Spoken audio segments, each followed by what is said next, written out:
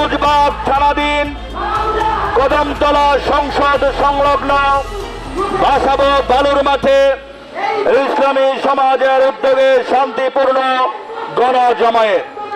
উক্ত শান্তিপূর্ণ গণজমায়েতকে বাস্তবায়নের লক্ষ্যে ইসলামী সমাজ এই মুহূর্তে উপস্থিত হয়েছে রাজধানী ঢাকার জাতীয় প্রেস ক্লাবের সামনের রাস্তায় সংক্ষিপ্ত পথসভায়। উক্ত সংক্ষিপ্ত পথসভায় এখন আমাদের মাঝে গুরুত্বপূর্ণ বক্তব্য রাখবেন ইসলামী সমাজ ঢাকা বিভাগীয় অঞ্চল 2-এর সম্মানিত দায়িত্বশীল জনাব মোহাম্মদ ইয়াসিন সাহেব। জনাব মোহাম্মদ ইয়াসিন সাহেব।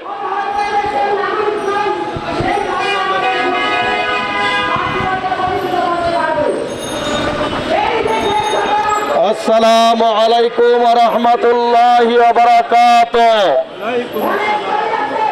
দেশবাসী ভাই ও বন্ধুগণ, আমরা ইসলামী সমাজ গণতন্ত্র সহ মানবরচিত সকল ব্যবস্থা মূলোৎপাটন করে সমাজ ও রাষ্ট্রে ইসলাম প্রতিষ্ঠার লক্ষ্যে একের পর এক শান্তিপূর্ণ কর্মসূচি নিয়ে এগিয়ে চলছে।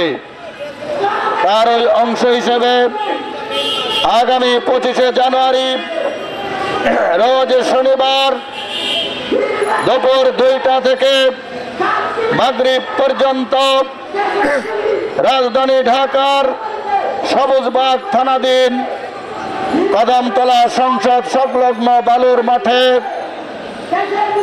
গণজমায়েত। উক্ত গণজমায়েতে দেশবাসী ভাই বোনদেরকে উপস্থিত থাকার জন্য অনুরোধ করছে। ভাই ও বন্ধুগণ, কেন এই গণজমায়েতের আয়োজন করলাম আমরা?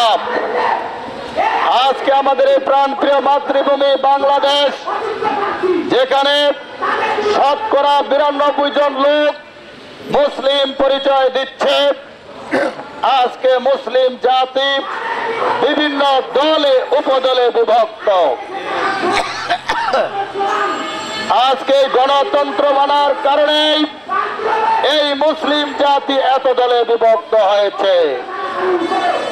এই গণতন্ত্র শিরকি ব্যবস্থা, কুফরি ব্যবস্থা, আযাব গজবের পথ, জাহান্নামের পথ।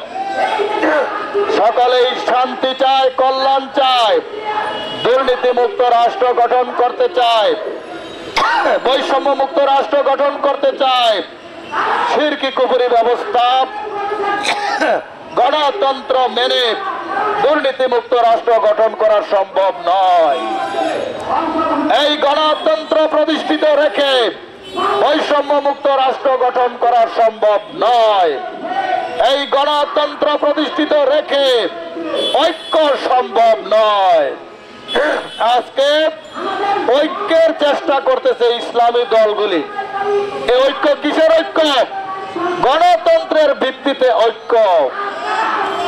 মুসলিমদের ঐক্য হবে তাওহীদের ভিত্তিতে, শিরকের ভিত্তিতে মুসলিমদের ঐক্য হয় না।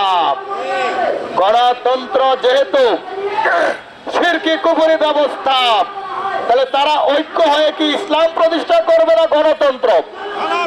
তাহলে এই ঐক্যের লাভ কি? আপনি ঐক্যবদ্ধ হচ্ছেন গণতন্ত্রকে প্রতিষ্ঠা করার জন্য, কুফরি সংবিধান দিয়ে রাষ্ট্র পরিচালনার জন্য। এই ঐক্য ইসলামের ঐক্য নয়।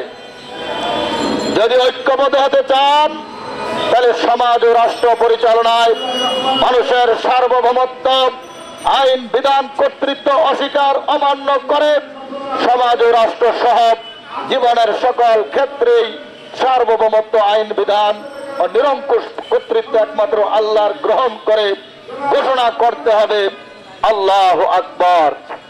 যদি ঐক্যবদ্ধ হতে চান, তাহলে সমাজ ও রাষ্ট্র পরিচালনায় মানুষের মন গড়া সংবিধান, মানুষের রচিত সংবিধানের আনুগত্য ত্যাগ করে সমাজ ও রাষ্ট্র সহ জীবনের সকল ক্ষেত্রেই দাসত্ব, আইনের আনুগত্য ও উপাসনা একমাত্র আল্লাহর গ্রহণ করে সাক্ষ্য ও অঙ্গীকার করতে হবে আশহাদু আল্লা ইলাহা ইল্লাল্লাহ।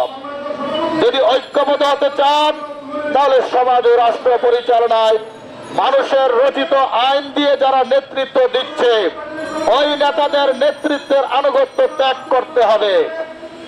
সমাজ ও রাষ্ট্র সহ জীবনের সকল ক্ষেত্রেই শর্তহীন আনুগত্য, অনুসরণ, অনুকরণ আল্লাহর রাসূল হযরত মুহাম্মদ সাল্লাল্লাহু আলাইহি ওয়াসাল্লামের গ্রহণ করে সাক্ষ্য অঙ্গীকার করতে হবে আশহাদু আন্না মুহাম্মাদার রাসূলুল্লাহ।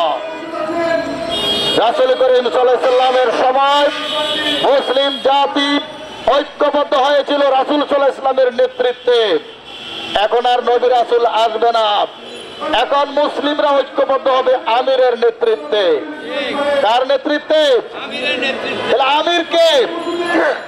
সেই আমির যে গণতন্ত্র মানে না, রাজতন্ত্র, সমাজতন্ত্র, কোন তন্ত্র মন্ত্র মানে না। তাহলে বর্তমান বিশ্বে ইসলামী সমাজের আমির হলো আমির। ইসলামী সমাজের আমিরের নেতৃত্বেই ঐক্যবদ্ধ হতে হবে।